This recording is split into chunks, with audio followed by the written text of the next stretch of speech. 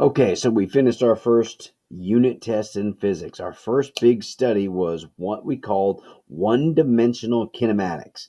Kinematics is the study of motion, and that's what we've been doing, describing how fast something speeds up or slows down, what distance it travels or what its displacement is. So we've been describing the motion of different stuff, a ball through the air, a car going down a highway, a rocket, all kinds of stuff. Now we're ready to take that next step. We've got the basics down, and we need to move to that next step of the study of kinematics. Because up until this time, this is what we have been doing. What's called one-dimensional motion, or motion in one dimension. Now what does one dimension mean? Well, if we think about math, a dimension for you in math would be x and y. We have an x dimension and a y dimension. And up until this point, we've been pretty much just describing objects as they move in one or the other. Think about how our problems were worded. We had a car, and it was moving along the road. And we described, well, how fast did it go? How much did it accelerate? Well, how does velocity change? How far did it go? Well, the car never went in the y direction because cars don't. They only go left and right. And then we switched and we went to free fall problems. And with free fall problems, we took something like a baseball and we threw it up, and we had a problem where it came right back down. And we described its motion in the y dimension.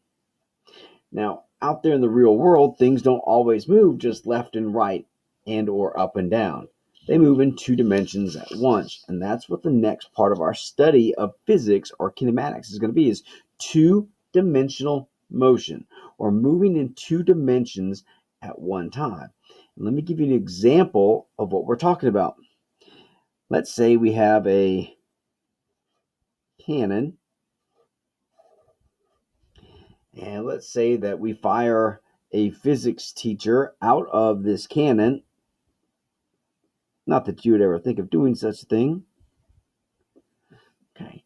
And you know, if you launch anything out of a cannon, if you throw a ball up in the air at an angle, anything, you're going to get some path of motion like this. Now, this is still motion, but now we've got motion in two different dimensions at the same time. I would ask you this: is the physics teacher coming out of the cannon, is that physics teacher moving up and down? Is there motion in the y dimension? Certainly. You see, teacher goes up and then they come back down because we know gravity is going to work. Is there motion of the teacher in the x dimension? Well, sure. Teacher doesn't stay right here. The cannon is pointing at an angle like that. The teacher is going to move right. Teacher's also going to move up and then back down. This is what we mean by two-dimensional motion, where you're not just moving in X or just moving in Y.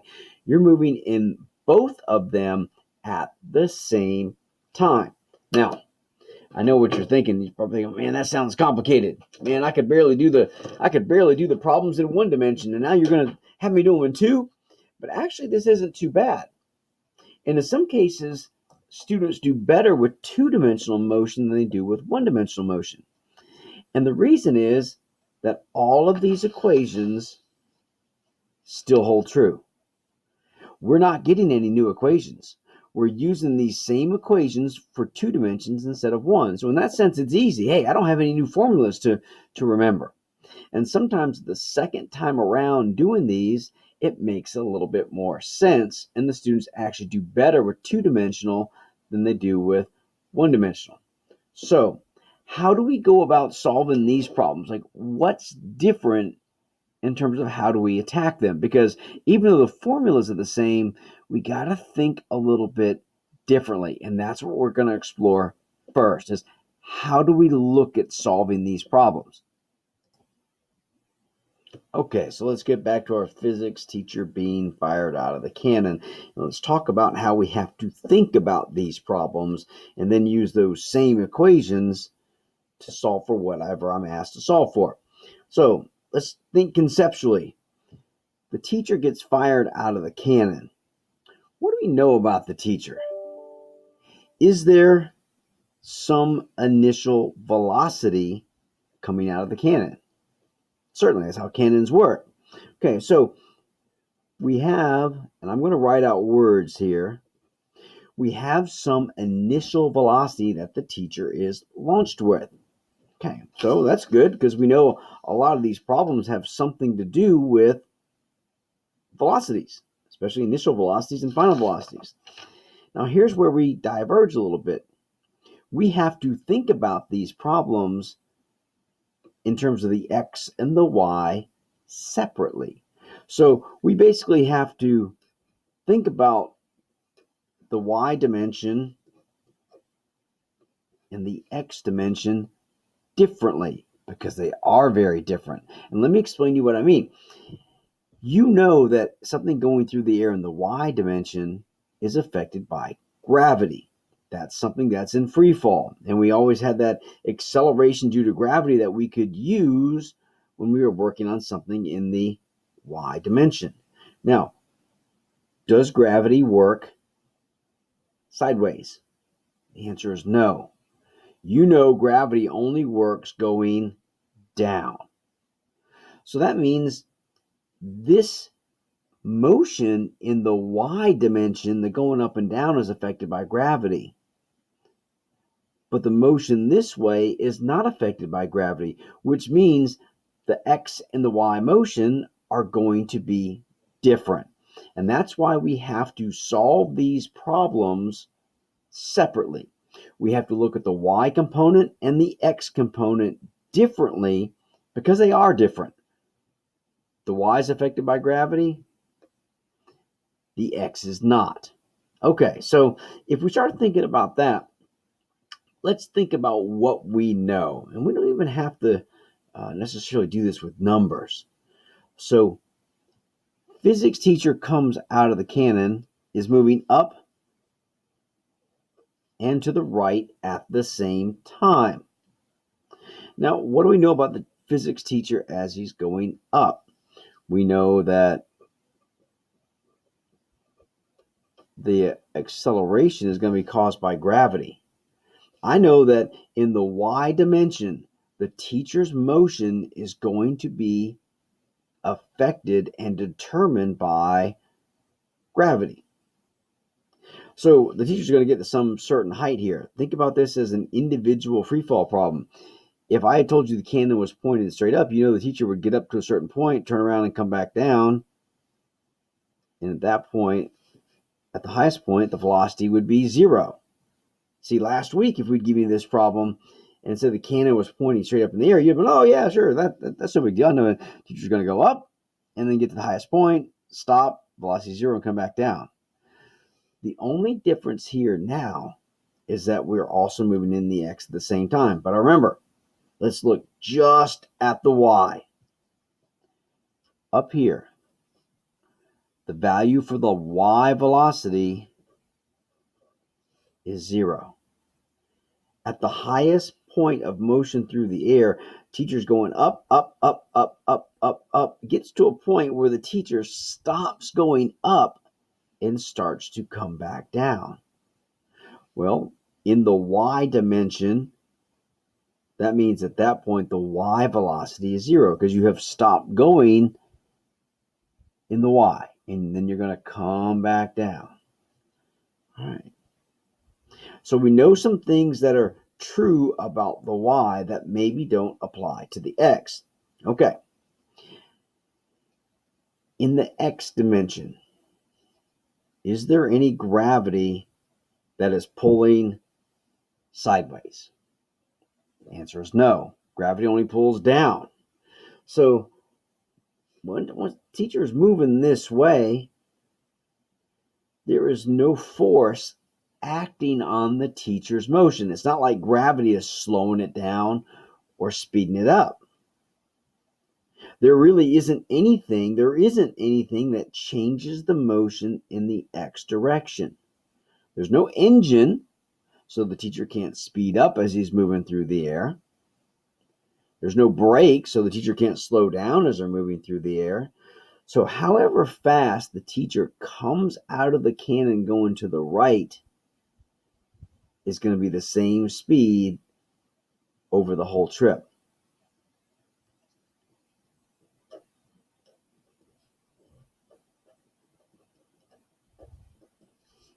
And that's a big deal with these problems. So if the velocity in the x direction is always constant, that's going to be great because we're not going to have to do any math. Whatever the velocity is coming out of the cannon is whatever the velocity is in the x direction as it hits the ground, because there is no acceleration. So the velocity stays the same, because remember, acceleration is a change in velocity. Now, is that true in the y direction?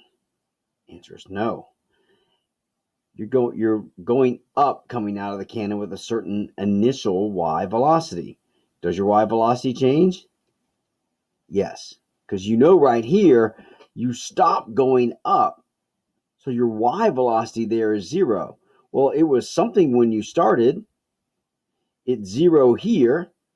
So it's gone down from whatever it started to be to 0. So that means there was an acceleration in the y direction. Yeah, and we already knew that because we know that gravity works in the y direction. So as the physics teacher coming out of the cannon is going up, gravity is slowing the physics teacher down until we get right here. Then the physics teacher stops going up, and then gravity starts to pull the physics teacher back down, and we accelerate as we go back down to the ground. Okay. So the y velocity is always different throughout the whole path because gravity is constantly accelerating or changing that velocity. But there's some other neat stuff that we learned when we did these type of freefall problems.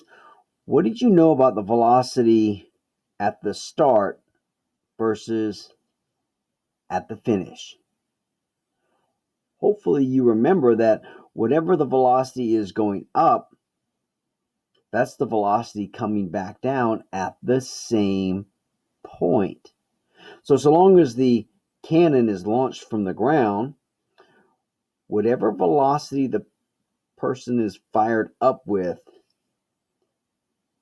is their velocity, their final y velocity coming down. So Vy initial and Vy final. Vy initial equals the opposite of Vy final. Now, why did I say the opposite? Because remember, we're talking velocity. Velocities are vectors. Vectors have directions with them. So over here, the initial y velocity was going in that direction, which I like to call the positive. Over here, the final y velocity is going down, which is the opposite direction, usually the one I like to call negative. Either case, they're equal to each other, but opposite in direction.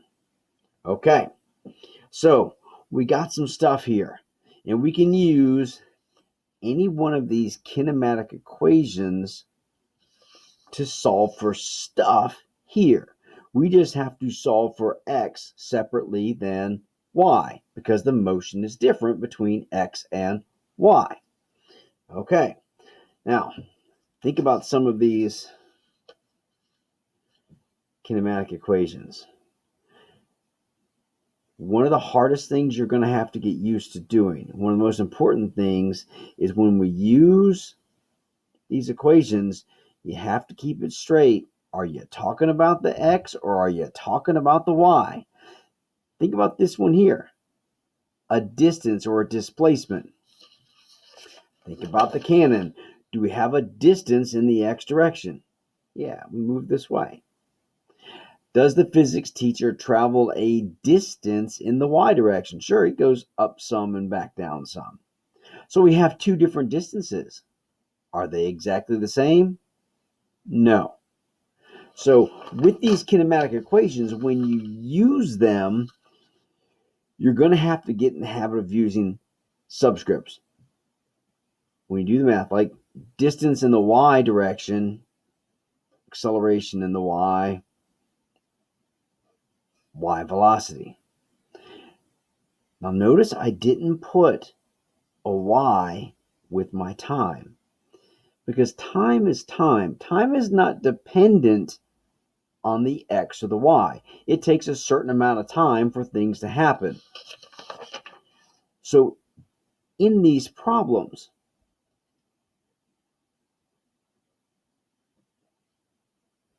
time in x equals time in y. And if you look at this problem here, this example, so we fire the cannon and the teacher's moving through the air, say for 5 seconds in the y dimension. The teacher is also moving 5 seconds in the x, because as soon as the teacher ends the trip, well, we've stopped moving in x and we've stopped moving in y, so their times are always going to be the same. So time is the only thing we don't have to worry about. Is that an x or a y component? Okay. All of these others, you're going to say, are you talking about velocity in the x or velocity in the y? Are you talking about acceleration in the x or the y? A distance, x or y? An initial velocity, x or y? Okay. So now let's talk about how we actually solve this. So if I gave you some numbers, and let's look at the cannon. A cannon fires somebody with a certain initial velocity. If I told you that the teacher was fired out of the cannon at a velocity of 300 meters per second, that's how fast this cannon will shoot something out of it. Okay, now I got a velocity.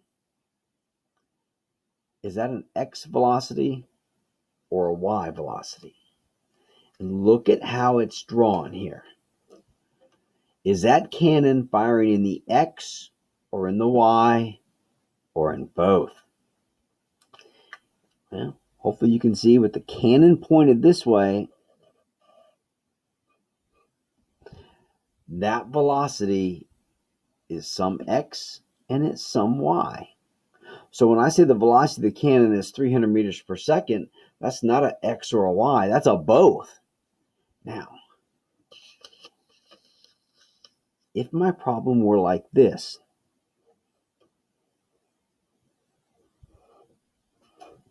if I took that same cannon and pointed it straight up, well, the cannon still fires somebody with a velocity of 300 meters per second. Well, if the cannon were set up like that, well then Vy equals 300. Well, what's the x velocity? Well, there isn't one, because the cannon's not going to move something in the x direction like this. Okay.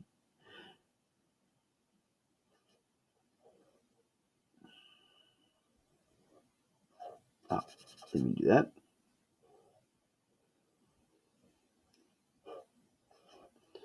Now, if I took the cannon and I fired it straight out that way, now velocity is 300 meters in the x direction. But that's not how I have my cannon set up. So if I point it straight up, all the velocity is x. If I point it horizontally, all the velocity is y. What about when I have it pointed at an angle? This velocity is some in x and some in y at the same time. So how do we figure that out? And this is where vectors and a little bit of trig can help us out. You guys thought you were done with trig. Okay. A vector of 300 meters per second. And I know that some of that is in x and some of that is in y. The question is, how much of that 300 meters per second is in x and how much of that 300 meters per second is in y? Well, if the cannon were pointing straight up, it'd be all y. If we're pointing horizontally, it would be all x. So the orientation of the cannon affects how much velocity is x versus how much is y. Because if I point it straight up, it's all y. If I point it horizontal, it's all x. If I point it at an angle, it's some of both. So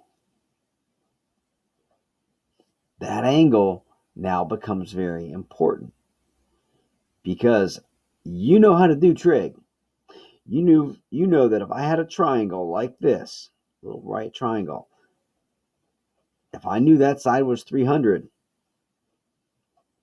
and I knew what angle I'm firing the cannon, I could do a little bit of simple trig. I could do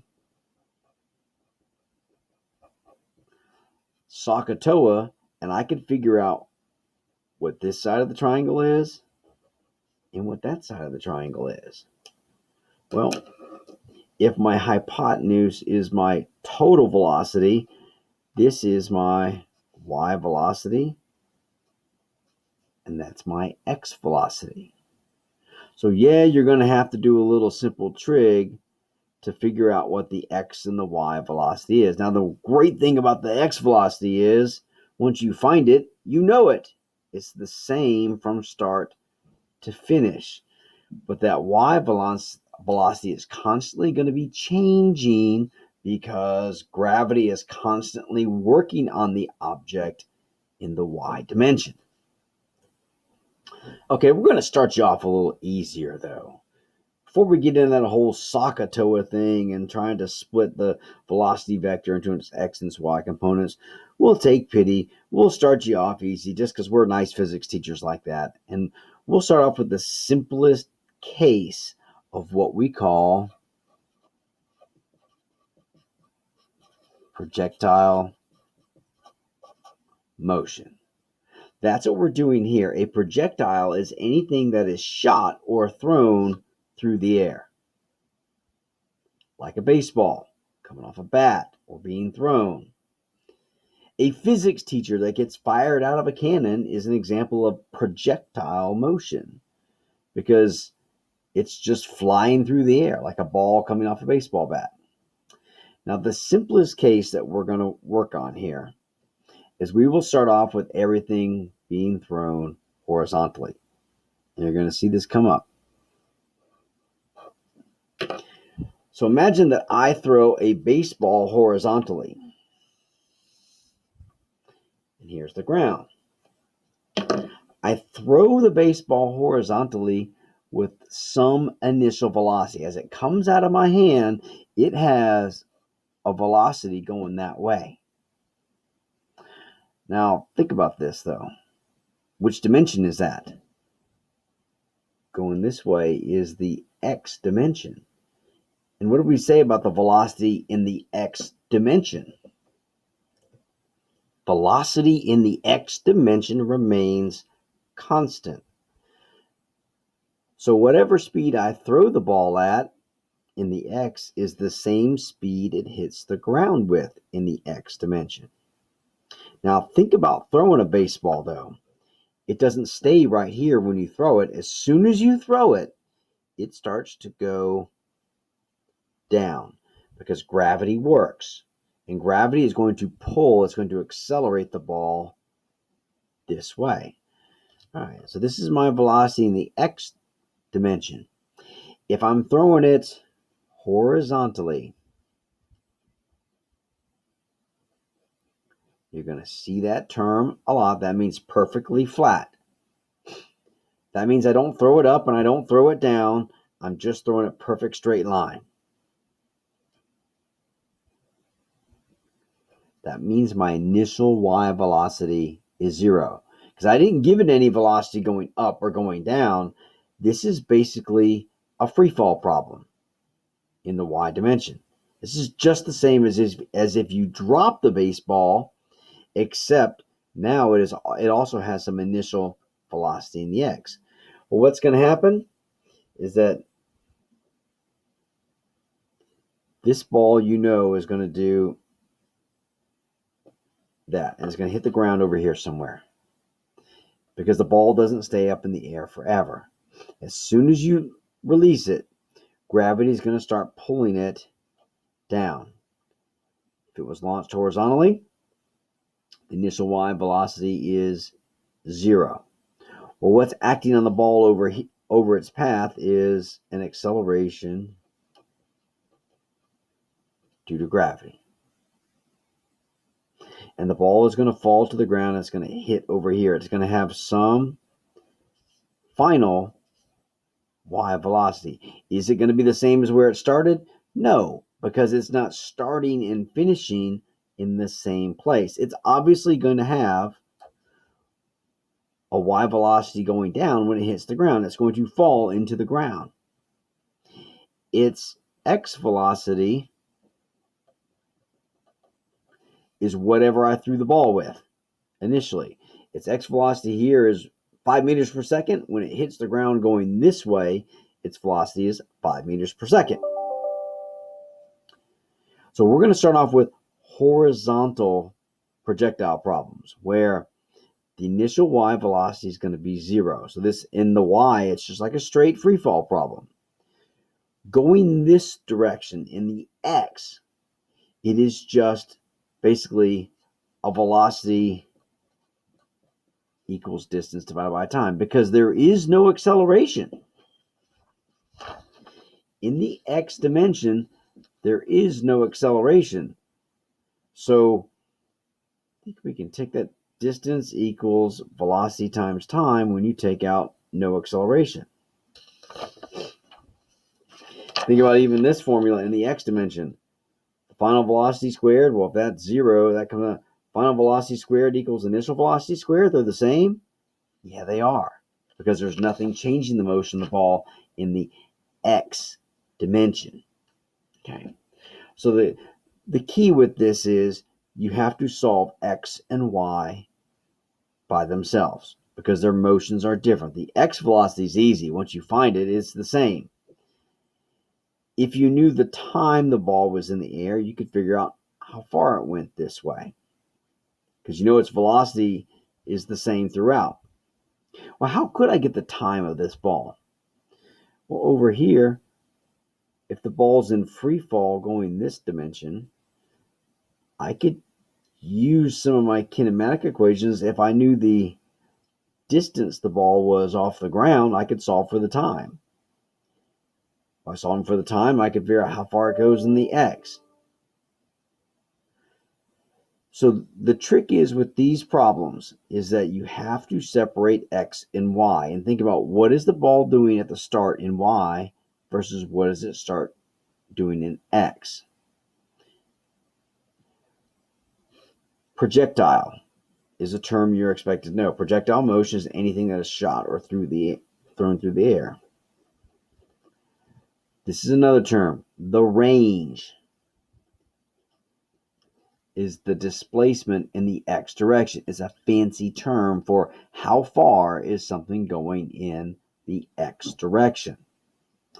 So at this time, we're going to work a sample problem together where we just start off with, okay, here's something going horizontally. Let's see what we can figure out about its motion. And we will walk you through this.